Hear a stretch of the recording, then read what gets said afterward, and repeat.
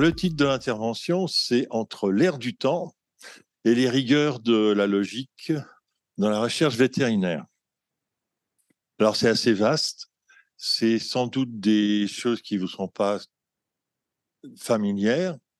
Donc, je vais essayer d'être le plus simple possible. Alors, l'ère du temps, c'est quoi? L'ère du temps, c'est ce qui s'étudie en ce moment, la Covid-19. Donc, c'est fascination de l'objet. Les techniques du moment, voilà. Il y a eu la flambée de la RAPD, le nématobiome, etc., etc. Fascination de la technique. Et puis, la discipline du moment ou l'interdisciplinarité. Et là, c'est plus la fascination du concept, de l'idée, etc. Voilà. À laquelle je suis fort sensible, trop sensible. Alors, vous avez dit recherche vétérinaire. Il y a une recherche vétérinaire? Ah bon? La suivante? Elle est très brève, celle-là. Celle-là est très longue. Il faut changer un peu. Hein, voilà. Alors, la recherche vétérinaire, la grosse question, c'est est-ce que c'est une recherche à part? Pour faire bref, je vous dis non, pas vraiment. Alors, je me suis fondé sur ce que disait Parodi en 2019, un homme de la maison, etc. Voilà, d'Alfort. Bon, il a montré que les vétérinaires sont vraiment rentrés dans une démarche scientifique assez tôt. Bon, y en a pas mal. Il y a Ramon, il y a Nocard, il y a Guérin, Calmette. Et puis, on avait parlé tout à l'heure de, de, d'éléments infectieux non conventionnels. Il y a des vétérinaires à l'origine en 1936 sur le prion. Puis il y a aussi d'autres éléments qui sont intervenus, là, qui sont un peu plus récents. C'est qu'il y a une convergence des médecines humaines et vétérinaires, ne serait-ce que par exemple avec les animaux de compagnie, où les techniques sont extrêmement similaires. Et en fait, on sait très bien que One Medicine, ça a précédé One Health. Une seule santé, une seule médecine, puisqu'il faut toujours traduire les termes anglo-saxons, n'est-ce pas, sous peine d'amende. Donc voilà. Alors, vous avez vu, les vétérinaires, ils sont rentrés dedans, ils y sont, c'est très bien, voilà. Et on va voir la suite. Voilà. Oui, voilà. Alors, je vais vous présenter la galerie de portraits des philosophes. On peut bouger, ça gêne pas pour le zoom, là? Ouais, d'accord, oui, parce que moi j'aime bien bouger. Je suis pas très statique. Alors, les philosophes, il y en a 5 sur lesquels je me suis appuyé. Il y en a d'autres, mais ceux-là, au départ, c'est des physiciens ou des matheux. Voilà. Mais ils ont eu une vision philosophique des sciences qui est relativement large, évidemment. Il y a Peirce, c'est une méthode de réflexion qui s'appelle l'abduction. Je vous en dirai juste un mot. Il y a Kuhn qui pense qu'il y a des révolutions scientifiques et que c'est pas tout peinard, tout tranquille, ça monte, on a de plus en plus de connaissances. Non, pour lui, c'est des sauts de kangourou, voilà. Il y a Popper avec la falsification, en fait, qui est une erreur de traduction. Ça veut simplement dire la réfutation. On sait très bien réfuter, dire ça marche pas, mais on n'est jamais sûr qu'on dit ça marche. Voilà, c'est à peu près ça. Et puis, il y a Lakatos qui est très proche de Popper, mais qui a développé une méthode plus proche aussi des chercheurs. Et puis enfin, il y a Feyerabend qui était, lui, contre la méthode. Voilà. Donc, on va tourner autour de ces 5-là, enfin, essentiellement de ces 5-là. La suivante. Là, voilà. Alors, je l'ai dit que c'était des matheux et des physiciens de formation au départ. Certains ont même fait de la recherche en maths et en physique. Puis aussi des biologistes. Il y a Umberto Maturana à Romesile et puis Francisco Varela qui, eux, ont développé des concepts extrêmement intéressants, mais que je ne développerai pas complètement ce coup-ci, parce que déjà avec 5, ça vous faisait pas mal. Alors 7, vous allez exploser. Voilà. Mais quand même, il fallait en parler de ces braves gens. Voilà. Alors, tout ça, c'est fondé sur des logiques. Enfin, pas toujours, puisque ce brave Feyerabend, dont vous voyez le portrait, que j'aime beaucoup, n'était pas tellement certain que ça soit si important que ça, la logique. Mais tous les autres en sont absolument convaincus. Donc, ils sont majoritaires. Alors, on va les suivre. Et puis, c'est ce qu'on a utilisé tous plus ou moins à un moment donné, quelle que soit l'activité d'ailleurs, la déduction, l'induction et l'abduction. Suivante. Alors là, j'ai essayé de rester le plus simple possible. Déduction, on a une règle et on l'applique au cas donné. L'exemple que j'ai une règle en infectiologie et je l'applique à l'infection que j'ai sur ce cas présent en ce moment, en face de moi. Alors là, l'induction, c'est encore autre chose. On parle du cas présent, là, par exemple, le malade que j'ai en face, là, et j'essaye de repasser vers une règle. Hein. Alors, je vous ai mis des exemples ici, hein, mais je ne vais pas rentrer complètement dedans. L'induction et la déduction, c'est théoriquement la phase noble, etc. Parce que, vous voyez, il y a une règle. Donc, c'est universel, c'est formidable, ça marche partout. C'est l'idée très primaire qu'il y a quelque chose d'universel. Hein. L'universel, c'est dans la tête, mais dans la réalité, on ne la trouve pas. Que ce soit en sciences sociales ou dans les autres sciences. Hein. Mais c'est quelque chose de très utile quand même pour fonctionner. L'induction, ça a été battu en brèche par la majorité des philosophes parce que, en fait, ça peut être vrai, quoi. Hein, c'est probable, ça peut marcher. Donc, c'est pas très, très sexy comme truc. Hein, voilà, bon. Puis, l'abduction, ça, c'est vicieux. Et c'est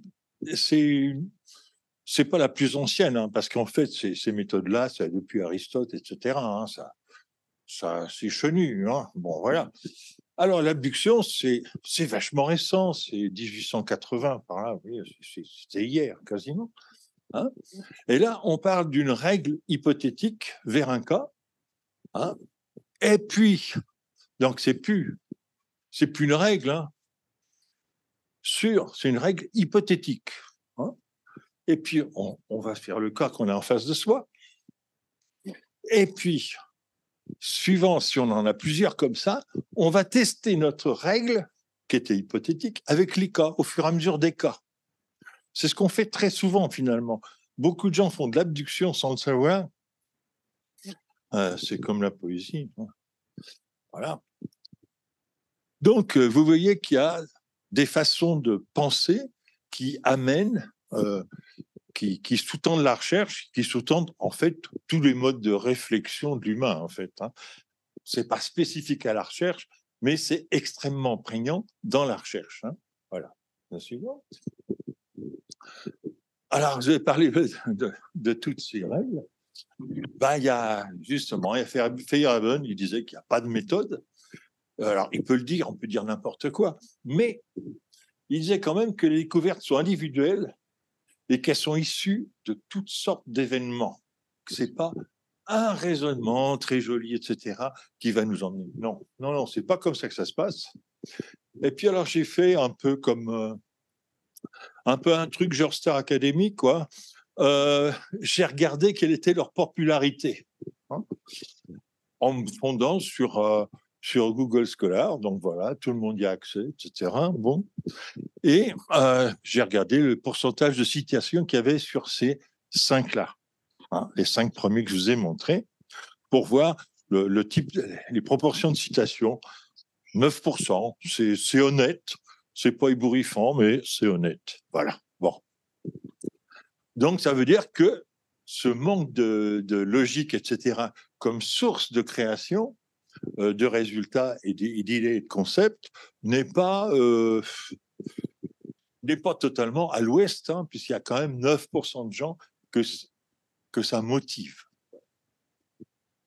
Alors, il y a un problème quand même dans la vie des chercheurs, puis dans la vie des gens aussi. Hein. Vous savez, ces interrogations, elles ne sont pas seulement dans la recherche, elles sont un petit peu partout. C'est celle de Hume, alors là, Là, c'est un petit peu plus vieux, hein, et Born. Born, c'est plus récent, c'est les années 1920, etc. Et Hume, c'est bien avant. Mais ces interrogations, elles grattent où ça fait mal. Hume, il nous dit, bah, est-ce que le soleil se lèvera demain comme hier? Pas évident. Hein. Et dans quelques millions d'années, ça ne sera pas vrai, hein, n'est-ce pas? Suivant les astrophysiciens. Et donc, cette question, elle n'est pas con, finalement. Hein. Et voilà. Puis, surtout, ce qui s'est produit, est-ce que ça va se reproduire de nouveau? Il pourrait y avoir des événements uniques, une fois. Voilà. Bon. Hein. En gros, est-ce que le monde physique, il a une certaine constance? Est-ce qu'il ressemble à quelque chose, quoi? Hein, voilà. Bon. Alors déjà, on est assez embêté avec ça, parce que si ça ne se reproduit pas, ça veut dire qu'on court toujours après une question et une nouvelle réponse. Born, alors lui, c'est la question, c'est un petit peu plus rétréci, c'est la question de l'extrapolation à partir d'un petit nombre d'expériences. Alors, ça met à mal tout à fait ce qui est induction, ce que je vous avais dit tout à l'heure, en induction, hein, c'est-à-dire qu'on passe du cas à une règle. Donc, le passage, alors lui, ce qui met en question, c'est le passage d'énoncés particuliers à des lois générales ou théories. Énoncés particuliers, c'est par exemple, on a vu un virus dans le crypto, par exemple, hein, voilà. Alors, pendant un moment, ça va peut-être être un énoncé particulier. On ne sait pas s'il va se généraliser, hein, voilà.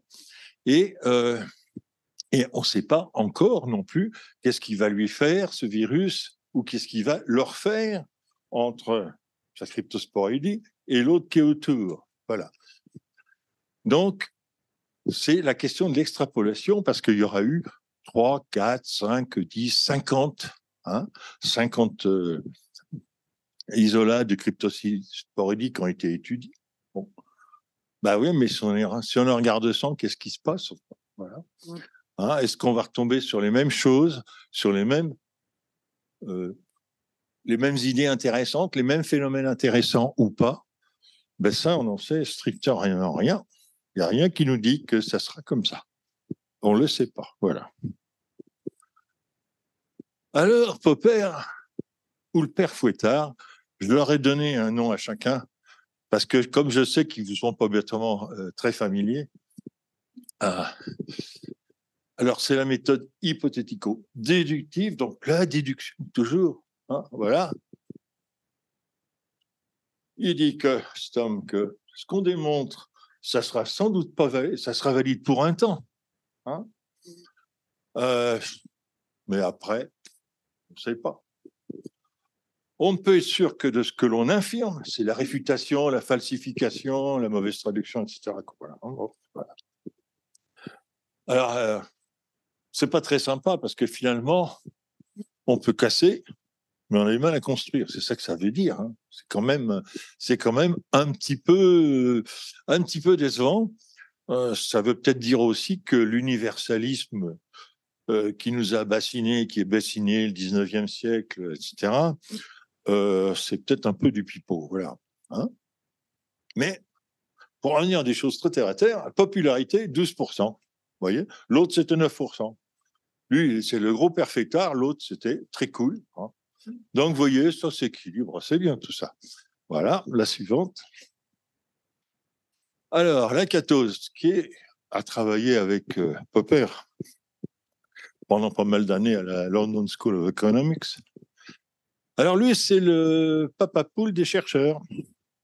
Hein. Alors, il a un programme qui est séparé dans un noyau dur, un truc qu'on ne va pas toucher, et puis une périphérie qu'on va pouvoir toucher. Alors, cette périphérie, c'est des lois, accessoires, etc. Bon, je passe sur ça, hein, sur ces histoires d'heuristiques positives et négatives, c'est-à-dire que dans un cas, on peut pas changer le noyau dur, et on peut changer tout ce qui est autour, qu'on peut appeler glacis périphérique ou glacis protecteur en français. Voilà. Et il a monté tout un système de programmes de recherche. Et le programme de recherche, en fait, c'est un succès. Hein, s'il permet de progresser au plan théorique, alors, c'est quoi? C'est d'amener des faits nouveaux. C'est ça, le progrès. Il doit aussi faire progresser empiriquement, hein, c'est-à-dire que les faits nouveaux que l'on a mis en évidence doivent être corroborés par ailleurs, par d'autres systèmes de recherche, d'autres programmes de recherche avec d'autres noyaux durs, etc. Voilà. Popularité, 6%. Ça va, ça va. Voilà. Bon. Le suivant. Alors voilà, c'est ça. C'est le noyau dur, tous les trucs qu'on ne va pas toucher, toutes les règles qu'on met quand on travaille. Je vais vous donner un exemple après. Et puis tout ça, c'est le glacis périphérique.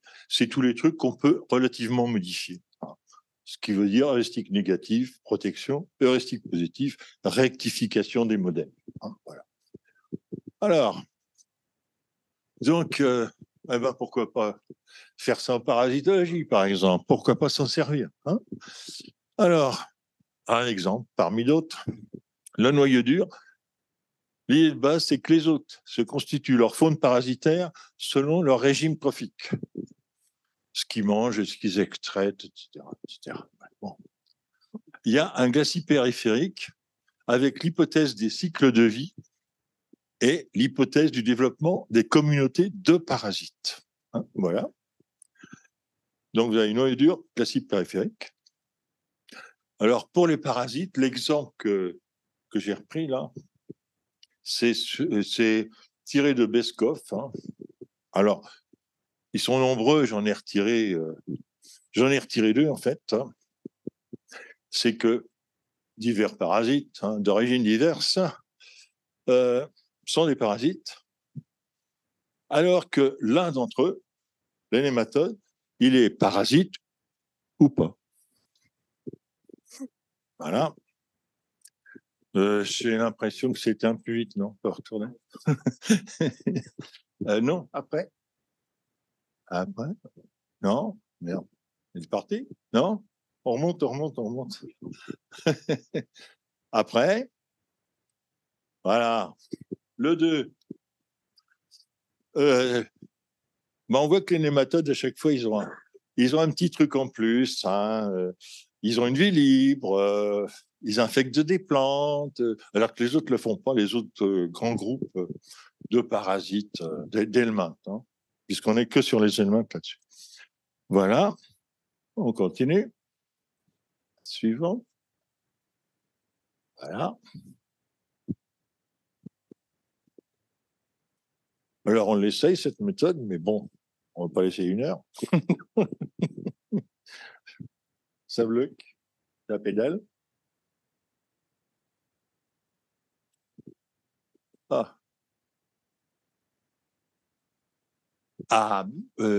Suite la catose, ça c'est mieux. Voilà. Alors, les hypothèses, hein, qui avaient été faites, on parlait des cycles de vie. Hein, c'était le premier groupe, noyau dur, etc. Là, les hypothèses qui vont. Et donc là, là, on peut jouer dessus. C'est le glacis périphérique, on peut changer certaines choses. Hein. C'était basé sur Price et Southwood pour ce qui est les communautés parasitaires. Hein. C'est-à-dire qu'il y a plusieurs phases. Il y a une phase non interactive, une phase non interactive, associative, évolutive. Ça ressemble un petit peu à ce qui avait été présenté tout à l'heure par Mohamed Warbi. Et tout ça, vous pouvez en avoir une lecture continue et complète sur 150 pages dans un travail de Denegri 2008. J'ai mis le titre en espagnol, mais en fait, c'est en espagnol et en anglais, hein, le document. Pas en français, hein, on ne peut pas tout avoir. Hein. Voilà. Et on passe à la suite. Alors, Kuhn, lui, c'est quitter les Charentaises, hein, c'est fini. C'est fini le King Pepper, c'est pas du tout comme ça. Voilà. Il faut bousculer les paradigmes, hein, parce qu'en fait, ces paradigmes, c'est les principes et les méthodes qui sont partagés par une communauté, pas de parasites, là, de scientifiques. Hein, voilà. Et c'est un modèle épistémique qui fait autorité, regroupe les chercheurs pour un temps, celui de la science normale, la science en charentaise, tranquille, on avance, voilà. Bon. Puis il y a une anomalie, ça marche pas. Hein. Il y a quelque chose qui va pas. Il y a une crise qui s'établit parmi les scientifiques. Hein, et alors, et ça, on a des très bons exemples en modélisation, par exemple. Hein. Si on prend la modélisation pour la vache folle, certaines modélisations amenaient quasiment à la direction de la Grande-Bretagne, à la destruction de la Grande-Bretagne, ce qui, heureusement, ne s'est pas produit. C'est parce qu'il y avait une anomalie dans le modèle, voilà. Bon. Donc, vous voyez que c'est pas simplement en théorie que ça existe réellement. Et donc, il y a une crise qui va durer un certain temps. Et cette crise, elle est génératrice de nouvelles choses. Et ça veut dire qu'on va adopter un nouveau paradigme. On tient compte de ce qui s'est passé, quoi. Hein, on corrige, si vous voulez. Alors qu'une, il a une cote de popularité énorme, énorme, énorme. Il est extrêmement cité, hein, parce qu'il a eu la bonne idée de mettre dans un titre l'essentiel de son ouvrage et se résume dans la phrase du titre. Et ça, c'est pas con du tout. C'est une très bonne idée parce que comme ça, les gens le retiennent. Voilà. La suite. Alors, le changement de paradigme. Alors là, on a un bel exemple dans la résistance aux anthelmintiques. Je vous passe le phénomène que elle est devenue extrêmement fréquente, en particulier parmi les animaux d'élevage. Ça existe aussi chez l'homme, mais chez les animaux d'élevage, c'est extrêmement répandu. C'est pas du tout, c'est tout à fait banal. Hein. Alors, avant l'apparition de la résistance, il y avait un consensus, donc la science normale, tout ça, voilà, qui portait sur le je traite et je bouge. Ensuite, voilà. C'est je suis sur une parcelle, je traite et je bouge sur une autre parcelle. Voilà. Bon. L'objectif, c'était de réduire l'infestation au maximum. Voilà l'ensemble du consensus. Bon. Après l'apparition de la résistance aux anthelmintiques, là, c'est move and treat. On change.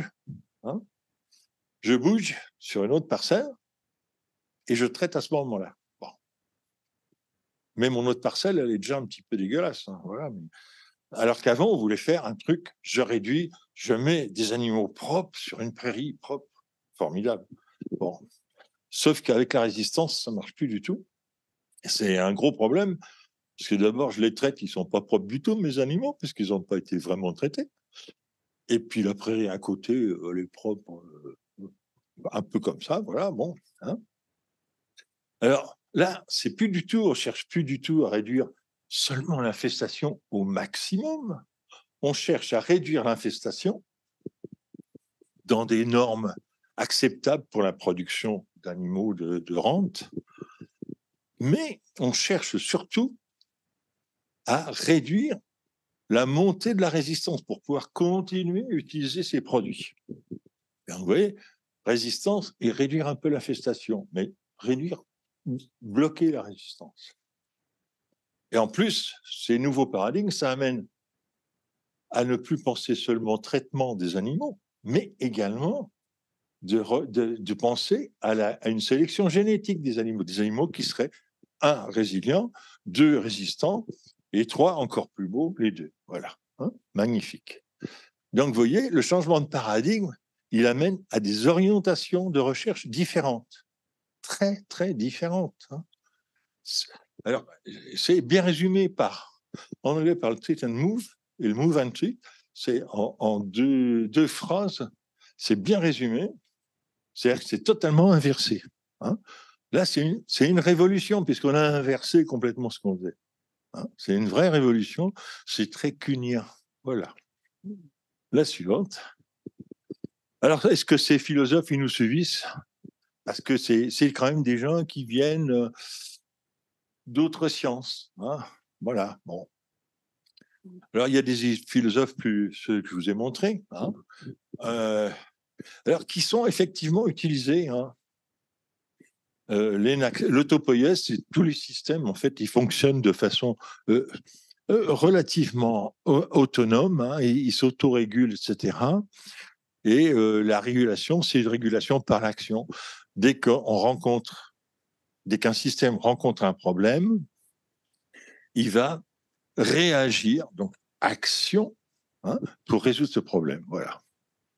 Et puis, il y a eu des philosophies plus disciplinaires, philosophie de la médecine, la zoologie au sens large, etc. Mais je pense que quand même que l'arsenal philosophique qu'on a, il est bien suffisant pour le propos des scientifiques au jour d'aujourd'hui, et en particulier pour ceux des sciences vétérinaires. Il n'y a pas besoin d'avoir une philosophie des sciences vétérinaires. Ça paraît pas du tout utile, hein.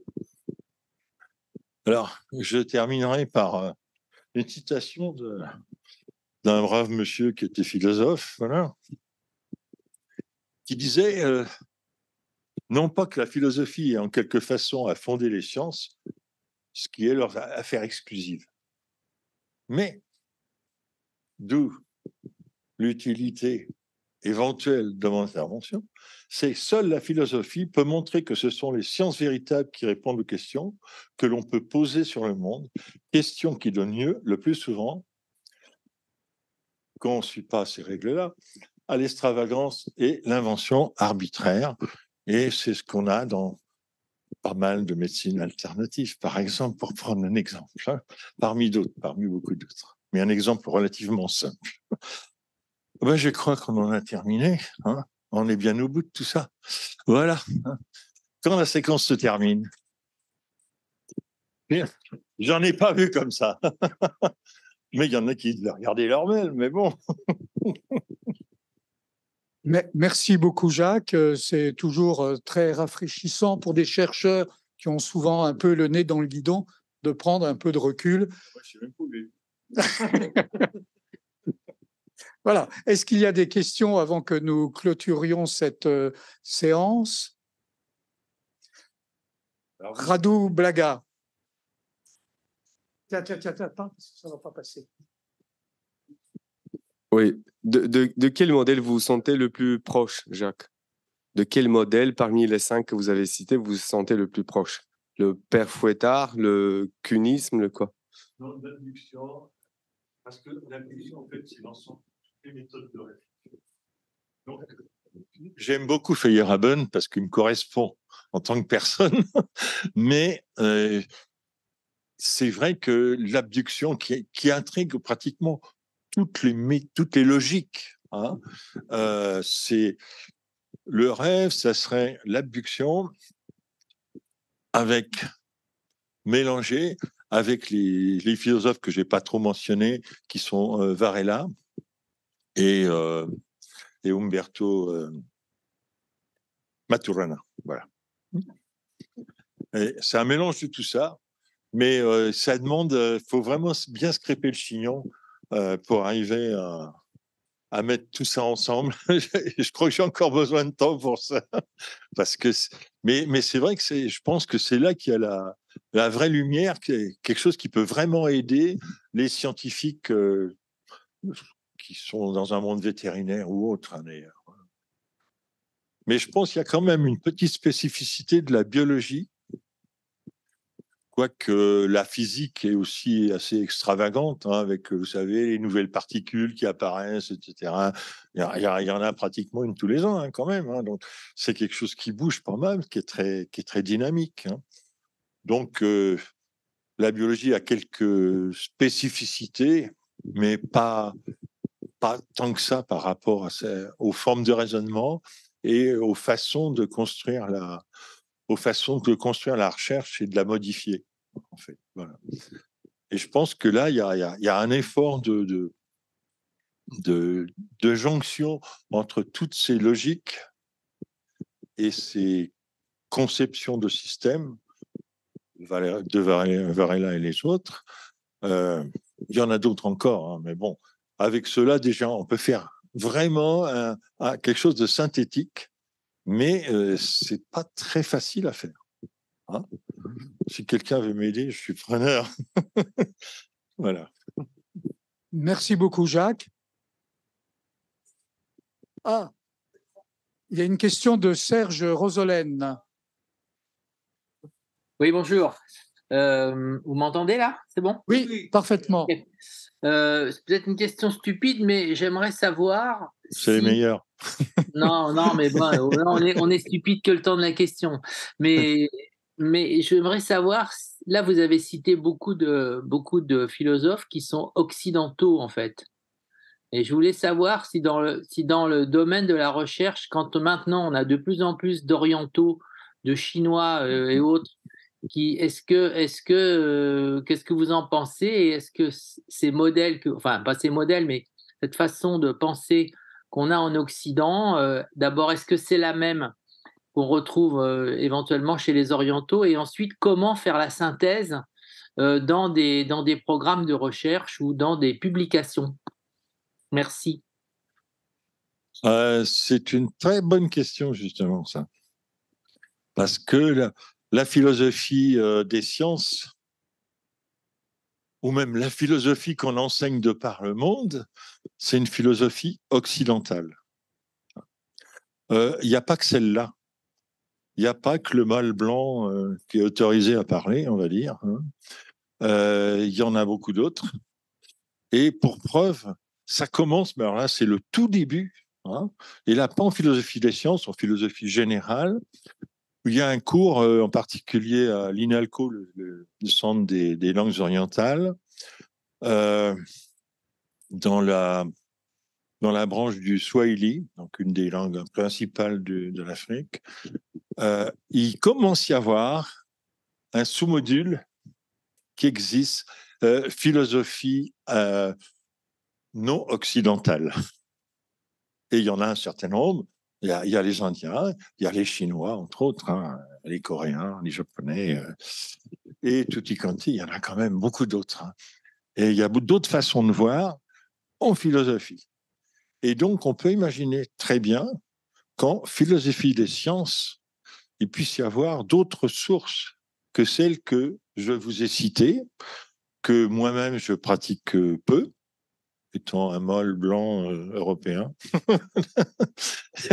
Je confirme, voilà, c'est comme ça, et que j'ai été pollué, on va dire, par ça. Mais je pense que c'est vraiment, je pense que c'est vraiment un champ intéressant et qui serait encore d'autant plus intéressant si on l'amenait sur le terrain de la science et de comment on construit la science. Parce que, bon, très souvent, les philosophes sont sur... Il y a un petit problème, les philosophes sont sur la science faite. Et les chercheurs sont sur la science qui se fait, parce qu'ils ne sont pas là pour faire de la science faite, puisqu'ils ont payé pour faire de la science qui n'est pas faite. Donc, là, je pense qu'il y a quand même vraiment des choses qui seraient très, très intéressantes à chercher, mais qui demandent un investissement très sérieux, parce que là, on change de paradigme. Là, c'est la révolution kuhnienne, parce qu'on change complètement de paradigme. C'est pas du tout les mêmes rouages de pensée. Donc, alors, pour l'instant, la question se pose pas trop, puisque les Chinois font comme les Occidentaux. Ils essayent de publier dans les meilleures revues, etc., avec introduction, les méthodes, etc., etc. Bon, voilà. Mais il y a sans doute d'autres façons, parce que ça va pratiquement jusqu'à des choses extrêmement codifiées, normées. Je vous citais le plan d'un article, mais est-ce que c'est toujours le même? Je vois, parce que étant passé des sciences de semi-dures ou semi-molles, suivant les avis, vers des sciences sociales et humaines, on se pose vraiment la question, parce que en sciences humaines, on n'a pas tendance à faire matière et méthode, machin, etc. Et souvent, pour le bulletin d'académie, il faut respecter les normes. Oui, j'ai essayé d'escaver un petit peu, mais c'est vrai que j'ai eu les 2 fois que j'ai publié là-dedans, c'est vrai qu'à chaque fois, on me dit il n'y a pas matériel et méthode. Voilà. Nous terminerons là-dessus. Voilà. Voilà.